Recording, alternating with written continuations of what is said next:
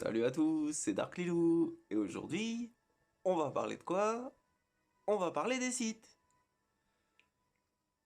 Mais on va parler de sites particuliers. On va parler de ceux qu'on peut appeler des standalone caractères. Ça veut dire qui sont susceptibles de vaincre même s'ils restent tout seuls. Alors, pour qu'un personnage puisse faire le job tout seul, il faut qu'il y ait une bonne capacité de leader. Donc, on va prendre comme leader Traya et sa capacité. En gros, ça dit que les sites ont 40% d'esquive des critiques. Quand ils tapent sur un ennemi affaibli, ils récupèrent 10% de santé. Les mecs qui vous tapent en dehors de leur tour, donc les assists, les contres, etc., ils perdent 35% de leur santé max. Et quand les ennemis gagnent une amélioration en dehors de leur tour, ils perdent 50% d'attaque. Donc, point de vue défensif et survivabilité, c'est pas mal. Et donc, on va parler de Nihilus. Alors, les bons modes qu'il lui faut, c'est de la santé. Ce serait ce set-là, Nihilus, qu'il lui faudrait. Avec de la santé en primaire, de la santé en primaire, de la santé en primaire. Alors, pourquoi? Bon, là, j'ai fait avec ce qui me restait. Hein. J'ai pas des bons modes partout. Alors, pourquoi il faudrait de la santé? En gros, le fonctionnement de Nihilus, c'est quoi? Son basique, il dispel et il tape comme une mouche. Donc, critique, tout ça, on s'en fout. Le drain de force, qui va augmenter les cooldowns dans la team ennemie. Les chances sont multipliées si les ennemis souffrent d'affaiblissement.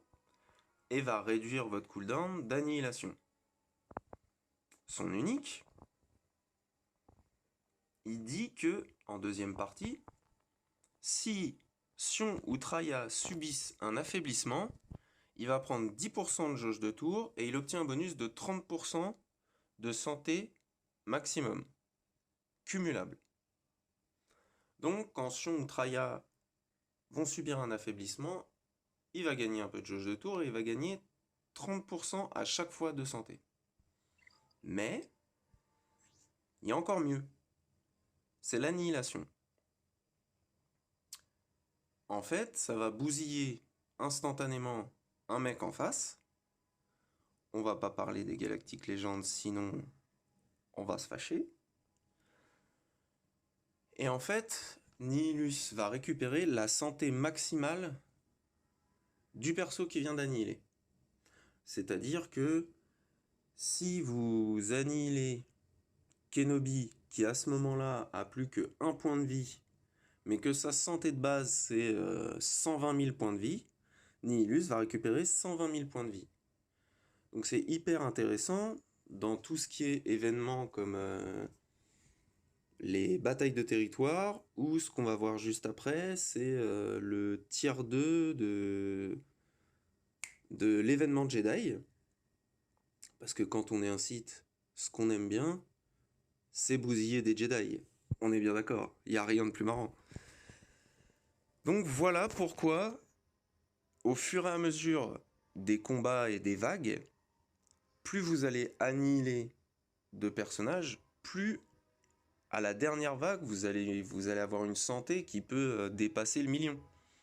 En plus, si Sion ou Traya ont pris des affaiblissements, ça vous en a donné encore plus. On va voir ça tout de suite, donc, avec le T2 des Jedi. Attention, ça va aller très vite. Bon, là, c'est le lead de Palpatine, mais c'est pas grave. Je vous mets au défi de trouver le nombre d'annihilations que va faire Nihilus avant d'arriver à la vague 8. Parce que sinon, la vidéo est très chiante. Je vous dirai le résultat juste avant. C'est un petit concours, attention. Donc là, ouais, c'est Palpatine lead, c'est juste pour que ça aille plus vite dans cet événement-là. C'est beaucoup plus pratique avec Bastille Fallen.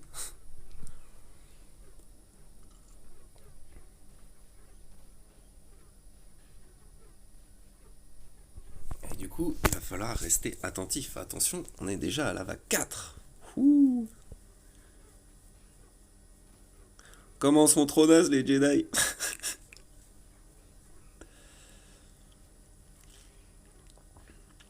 Oh, ça va vite là, attention. Vague 5. Rien ne va plus. Imagundi.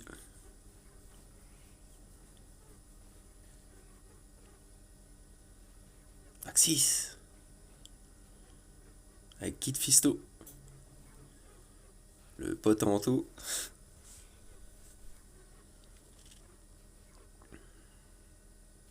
Vague 7. Oh, il y a du monde. Plo, Luminara. Barris aussi. Ça rigole pas. Voilà. Donc, il a fait, attention, 7 annihilations et celle-là, c'était la 8ème. Donc, quand il est arrivé vague 8, moi, Malmodé et R3, il a 44 000 points de vie, on va arrondir à 50 000. Il avait fait 7 annihilations. S'ils avaient à peu près la même vie en face, vu que c'est des G13, ça fait qu'il arrive sur la dernière vague avec 400 000 points de vie. Il en annihile un direct, ça fait 450 000 points de vie. Mettons, hein, c'est hypothétique. Bon, là par contre, ils sont plus que 3. Plus que 2. Je vais juste lui filer un coup de main en mettant le focus sur Yoda. Maintenant, donc sur la vague 8, Nihilus a tué le premier, Nihilus a tué Yoda, et voilà ce qui se passe. Ah,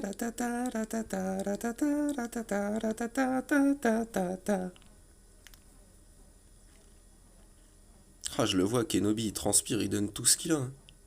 Qui-Gon Jinn, bon bah, on sait ce qui va se passer, hein. Quelque part, lui, c'était destiné. Bon bah, il transpirera plus, Kenobi. Ils sont plus que 2.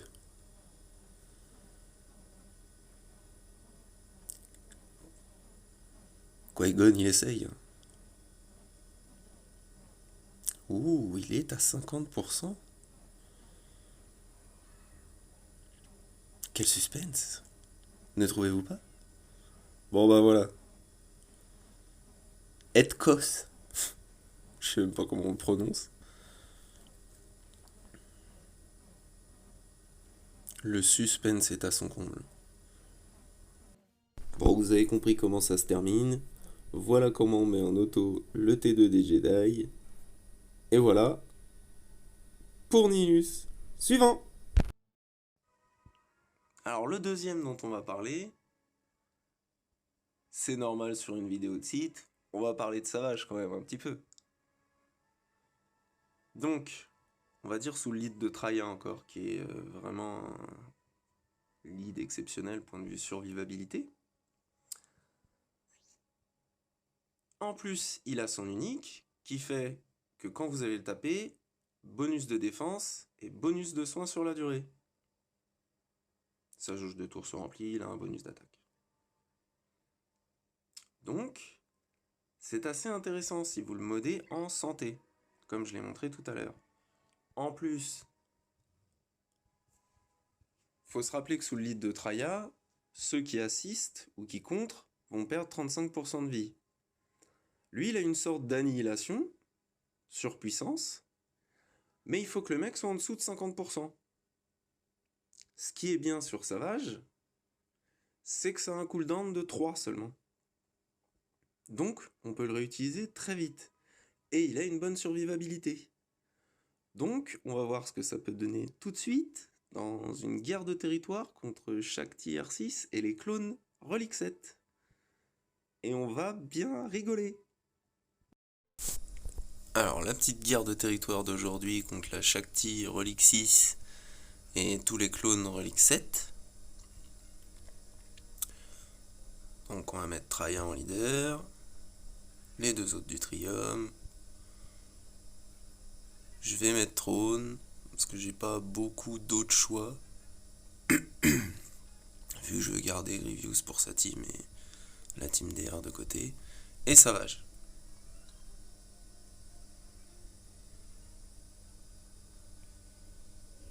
Donc au cas où un petit mode avion ça fait jamais de mal.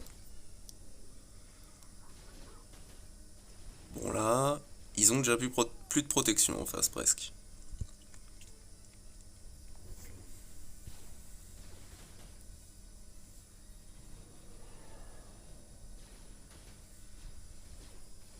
Là je me dis ça va être compliqué. Ils sont plus que 3. Traya est en PLS. Ça sent pas bon. On isole 5 pour se redonner un peu de protection. Une lueur d'espoir.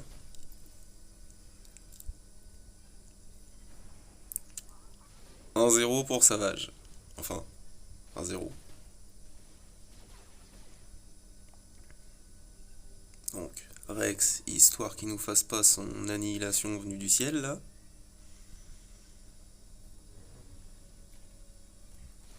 Le CRA qui crève pas.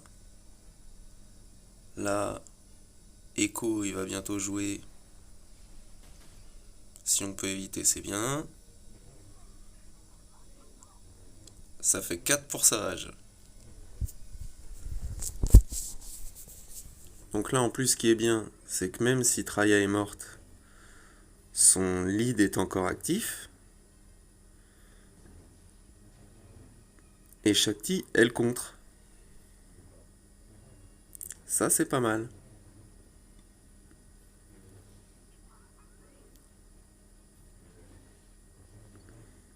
Et on peut voir que la régène de vie de Savage, c'est vraiment pas dégueulasse. La petite capture d'écran pour dire Sith vs Jedi. Et là, voilà, le petit Savage qui fait le café. On est bien. On a gagné en guerre de territoire. Enfin, pas notre team, mais Savage a fait le job. C'était cool. C'était la première fois que je tentais des clones Relic 7. La deuxième fois, j'avais fait une fois en arène. Et du coup, voilà pour les standalone caractères, on va dire. Les persos qui peuvent buter une team tout seul. J'espère que vous avez passé un aussi bon moment que moi en compagnie des sites. Je vous souhaite un bon jeu. Je sais plus quoi dire. Un bon jeu. Salut à tous!